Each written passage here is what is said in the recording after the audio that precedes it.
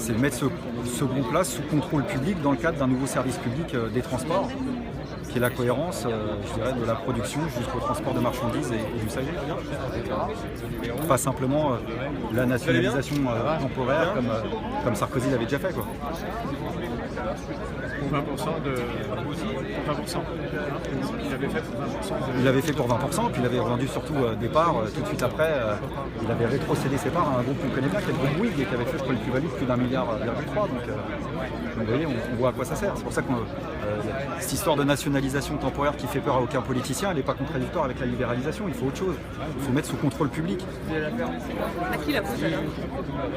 La faute aux différents gouvernements. Là, je crois qu'on a vraiment la complicité entre l'État et les grands groupes privés de façon caricaturale. Et là, qu'est-ce qu'ils peuvent espérer ces salariés en ayant fait le déplacement venant ici? Bah écoutez, moi je suis pas là pour leur dire ce qu'ils ont à faire, nous on est là pour les soutenir, leur dire qu'ils sont pas seuls, c'est ça le plus important. Je pense que personne ne se fera endormir par des promesses qui vont nous emmener jusqu'en 2017. Parce que je pense que c'est vers ça qu'on Autour de vous, vous sentez une motivation, une combativité? Bah, ce que je sens, c'est qu'on est tous confrontés à la même difficulté. Nous à la Poste, on va avoir 60 000 suppressions d'emplois d'ici 2020. Vous voyez, on est tous confrontés au même coup et on est chacun dans son coin, quoi. Qu'est-ce qui se trame à l'intérieur? Ça, je pourrais pas te dire. Je n'ai pas le bras long. Je pourrais pas vous dire ce qui se trame à l'intérieur. Mais j'imagine qu'il doit y avoir des bons coups de téléphone entre le pouvoir politique et le groupe pour faire en sorte qu'il n'y ait pas de début d'ici 2017. Voilà.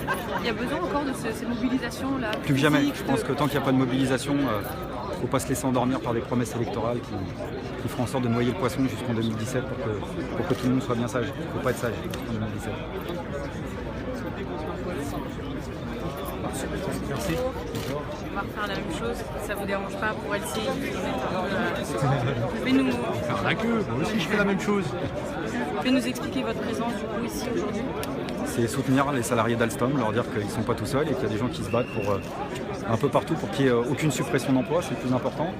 Que ce soit pour ceux du groupe, que ce soit pour la sous-traitance. Et leur dire qu'on est favorable à une bataille de tous ceux et celles qui pensent qu'il faudrait un grand combat pour la question de l'emploi. Voilà, et c'est tout. Pourquoi c'était important ce rassemblement? Parce que c'est important de montrer que quand il y a des annonces comme celle-là, les gens ne sont pas indifférents et qu'il y a des gens qui ne sont pas indifférents au fait qu'il y ait des salariés du groupe qui se mobilisent. C'est aussi bête que ça, mais sinon on se laisse endormir par les promesses d'Alstom de sa direction d'un côté et les promesses gouvernementales qui ne vont pas manquer, j'imagine, à nous expliquer que finalement d'ici 2017 il ne va pas se passer grand-chose. Qu'est-ce qu'ils vous disent les salariés à vous en tant que responsable politique? On discute de la logique, comment on en est arrivé là et surtout comment on peut faire pour combattre tous ensemble, voilà, plutôt que d'y aller séparément. Justement, comment on retrouve? Bah là, j'étais en train de discuter de ça avec un des salariés avant de répondre aux questions, donc j'aurais pas la prétention de vous dire ce que disent l'ensemble des salariés, ce serait super prétentieux. On est tous un peu confrontés, on a tous le nez dans le guidon, on est tous confrontés à des grands coups, à des grandes annonces, à des grandes suppressions d'emplois. Et le problème, c'est prendre le temps de sortir justement le nez du guidon pour essayer de trouver le chemin de la convergence. C'est compliqué, mais c'est aussi par des petites choses comme ça. Et ce qu'on va faire tout à l'heure à Bobigny en allant à Air France aussi, c'est extrêmement important. Merci. Justement, juste pour mes collègues, peut-être un petit mot sur Air France, comme ça, éventuellement, s'ils veulent l'utiliser. Voilà, là aussi, un autre combat, là, c'est celui de la justice. Ce qui se passe actuellement à Air France, c'est emblématique du climat de répression syndicale qui est la marque finalement de la politique gouvernementale. Donc on a un gouvernement dit de gauche qui est prêt à envoyer des syndicalistes en prison, c'est le cas à Air France. Ce sera le cas aussi dans pas longtemps à Goodyear, et c'est pas anodin, voilà, c'est vraiment pas anodin. Parce qu'aujourd'hui, pour faire de grève, simplement pour avoir participé à des actions pour sauvegarder son emploi, on peut terminer en prison, c'est ça que ça veut dire.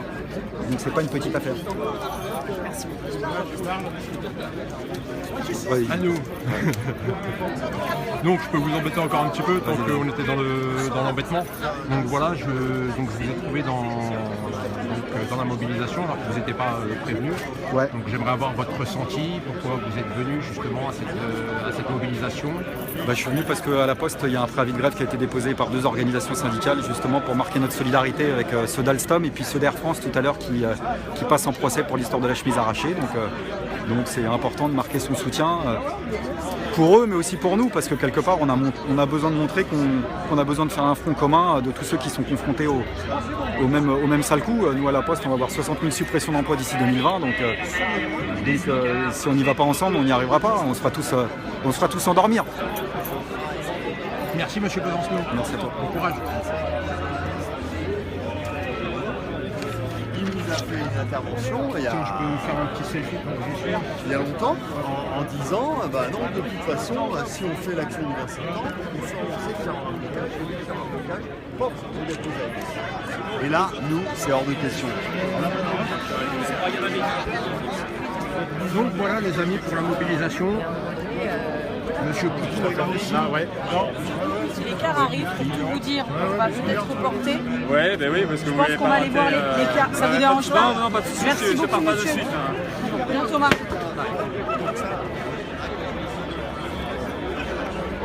Donc voilà pour la mobilisation actuellement. Donc chez Alstom, à la mairie de Saint-Ouen.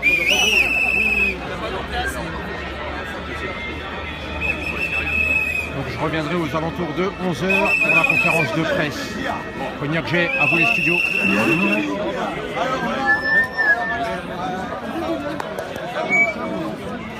On a décidé de